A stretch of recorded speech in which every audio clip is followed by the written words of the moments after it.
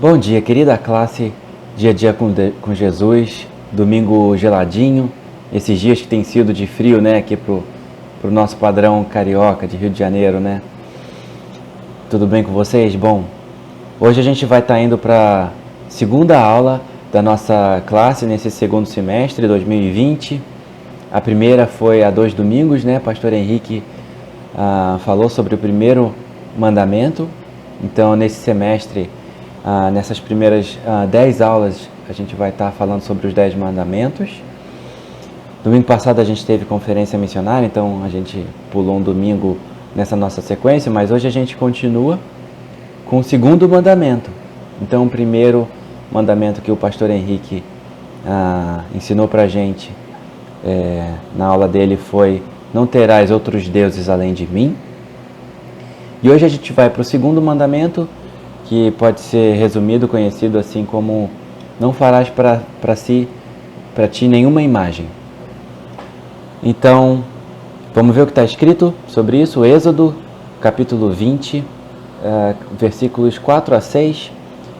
Deus entrega essa palavra para o povo de Israel por meio de Moisés, dizendo assim: disse o Senhor: não farás para ti nenhuma imagem de escultura, nem alguma semelhança do que há nos céus, ou embaixo da terra, ou nas águas debaixo da terra. E não te curvarás a elas, nem as servirás, porque eu, Senhor teu Deus, sou Deus zeloso, que visito a iniquidade dos pais nos filhos até a 3ª e 4ª geração daqueles que me odeiam, mas faço misericórdia a milhares dos que me amam e aos que guardam os meus mandamentos. Então, vamos entender melhor essa passagem e o que essa passagem tem a dizer a respeito desse segundo mandamento, né? Vamos lá. Primeira coisa que foi muito interessante que eu aprendi agora mesmo fazendo esse estudo para essa nossa aula de hoje. Existe uma semelhança grande, né, entre o primeiro mandamento e o segundo. Não sei se vocês concordam com isso, mas para mim eu percebi isso. O primeiro diz assim: você não terá outros deuses, e o segundo não farás imagens. Então a primeira ideia que eu tinha, sinceramente, era de que esse segundo mandamento diz assim: não faça imagens de deuses estranhos para você adorar. Mas não é bem isso. Existe uma diferença bastante importante para que a gente deve prestar atenção aí, entre o primeiro e o segundo mandamento. No primeiro, Deus fala: não terás outros deuses além de mim. Isso já inclui você fazer imagens de outros deuses, obviamente. Então, a questão de não ter outros deuses, de você só ter o Deus Criador do universo, o Pai do nosso Senhor Jesus, o Deus da Bíblia que a gente conhece, tá aí, só Ele. Então, o primeiro mandamento diz assim: a quem você deve adorar é o nosso Deus. O segundo mandamento diz respeito a como você vai adorar esse Deus. E se trata do nosso Deus mesmo, Deus que a gente conhece, mas como adorar? E Deus diz que a gente não deve orar por meio de imagens que nós venhamos a fazer. Então a gente não deve fazer imagens, coisas, para adorá-lo. Vamos ver melhor isso. Vamos fazer uma dinâmica rapidinho aqui. Vamos ver uma coisa. Tenta pensar numa palavra que defina Deus. Uma só palavra. 5 segundos para vocês pensarem aí. E aí? Pensaram alguma palavra? Bom, sem dúvida há diversas palavras. Acho que é difícil definir Deus com uma palavra só. Mas, sem dúvida, você vai concordar que limitado não é uma definição de Deus. Restrito ou finito, Deus não pode ser definido por essas palavras, correto? Concordam? Então vocês vão concordar que quando a gente cria um objeto, uma imagem, uma escultura, uma coisa, com as nossas próprias mãos, a gente está limitando Deus a um objeto, a uma coisa que é finita. Então a gente está restringindo Deus. Então aí já tem alguma coisa estranha, não é? Então tudo que a gente vier a construir, a fazer de imagem, de escultura, vai ser uma expressão limitada de um Deus que é infinito. E a gente estaria fazendo isso para adorá-lo, claro, né? Vamos falar um pouco sobre adoração. Nós somos seres criados para adoração. Deus nos criou para adorá-lo, para nos relacionarmos com Ele em adoração, contemplando a glória dEle. E a gente tem essa característica. E temos mesmo, se vocês observarem, né, tanto para crente quanto não crente. Nós somos seres que adoramos coisas, se não Deus, se não nosso Deus, a gente adora alguma coisa. Então tem pessoas que assim, adoram sua família, vamos dizer assim, idolatram seus filhos.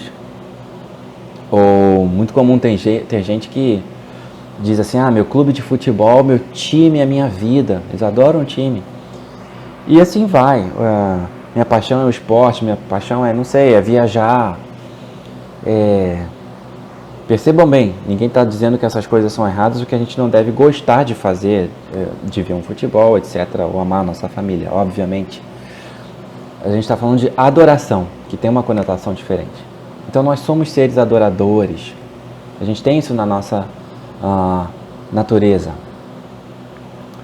E quando a gente cria um objeto para representar Deus, a gente está criando uma expressão com o nosso formato, da nossa cabeça e com a nossa dimensão finita. E a gente sempre acaba fazendo isso segundo os nossos desejos e não como uma atitude genuína, verdadeira de adoração. Interessante ver aqui uma definição de pecado que se encaixa bem nesse assunto. Veja assim, diz assim: pecado é seguir o nosso próprio caminho, confiando e agindo segundo nossas próprias opiniões e sentimentos, ao invés da verdade de Deus. É nós definindo Deus segundo os nossos próprios termos. Um exemplo disso foi o povo de Israel, né? No deserto, enquanto Moisés estava afastado no monte para falar e orar, falar com Deus, e o povo se cansou e tudo mais, vocês conhecem a história, e pediram pediram um objeto para cultuar a Deus, e aí fizeram aquele bezerro de ouro fundido. Mas um detalhe é que aquele bezerro não era um outro Deus que o povo de Israel estava querendo colocar no lugar de Deus. Aquele bezerro era mesmo uma representação que eles tentaram fazer do Deus que livrou eles, que salvou eles do Egito. E eles só queriam cultuar. E mesmo assim, aquilo ia contra o mandamento que já tinha sido entregue ao povo de Israel, de não fazer escultura, não fazer imagem. Mas então tá. Bom, conclusão. Então é fácil. Basta a gente não construir nenhuma escultura, nenhum brinquedo, nenhum retrato de Deus e não adorar nenhuma dessas coisas. A gente está legal com esse mandamento, né? Bom, não é bem assim, não é só isso.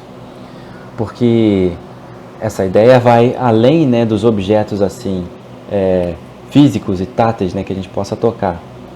A coisa está muito mais relacionada a como está a nossa cabeça. E a formatação que a gente faz de Deus dentro da nossa mente, dentro da nossa cabeça, às vezes, né? E se a gente observar bem, isso tem sido feito ao longo da história. Não só com objetos e imagens. Mas a gente tem visto pessoas fazerem ideias e deturparem e fazerem outras... reformatarem, né, nosso Senhor. A gente vê isso em outras religiões que recontam e querem modificar um pouco as características de Deus. E, enfim, e pessoas que querem moldar o Deus da Bíblia, pegam o Deus da Bíblia que a gente conhece e modificam um pouco, normalmente segundo os seus próprios interesses e desejos, para satisfazerem a si mesmos.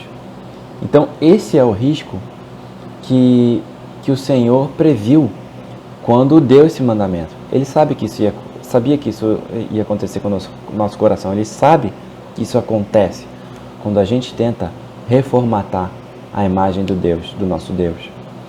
Isaías, no capítulo 29, versículo 13, fala o seguinte, ó. Porque o Senhor disse, pois que esse povo se aproxima de mim, e com sua boca e com os seus lábios me honra, mas o seu coração se afasta para longe de mim.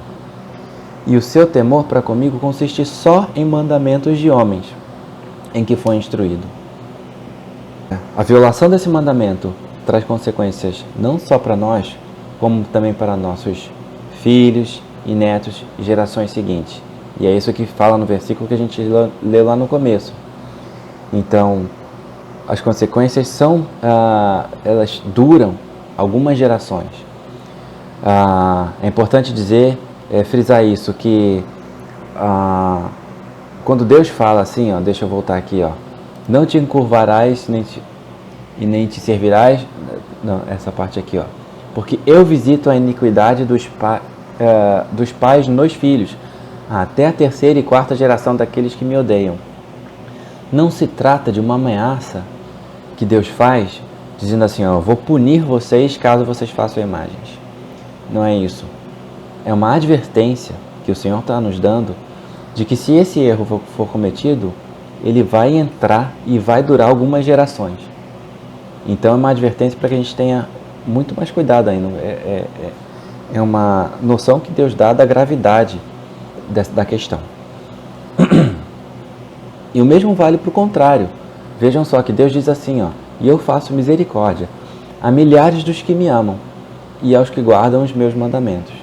Então Deus tem o amor dele, a misericórdia dele ali disponíveis. Ó. É só a gente amá-lo e seguir o que ele ensina. Está disponível para a gente. Bom, que atitude a gente deve ter então diante de tudo isso que a gente acabou de estudar? Não vamos tentar colocar Deus dentro do nosso próprio formato, encaixar Ele dentro das nossas ideias. Ao invés disso, vamos sempre buscar cada vez mais conhecer o nosso Deus melhor, por meio das verdades e da leitura da Bíblia, da Palavra de Deus. Porque a Bíblia mesmo, é na Bíblia que o nosso Deus se revela. É onde a gente encontra o retrato mais preciso de Deus. Então, em vez da gente tentar formatar Deus com a nossa capacidade finita, que a gente tente conhecer mais do Deus infinito que a Bíblia nos revela. Um bom domingo para vocês, classe, e vamos discutindo agora ao longo do dia e ao longo da semana. Um abração, um beijo para todos.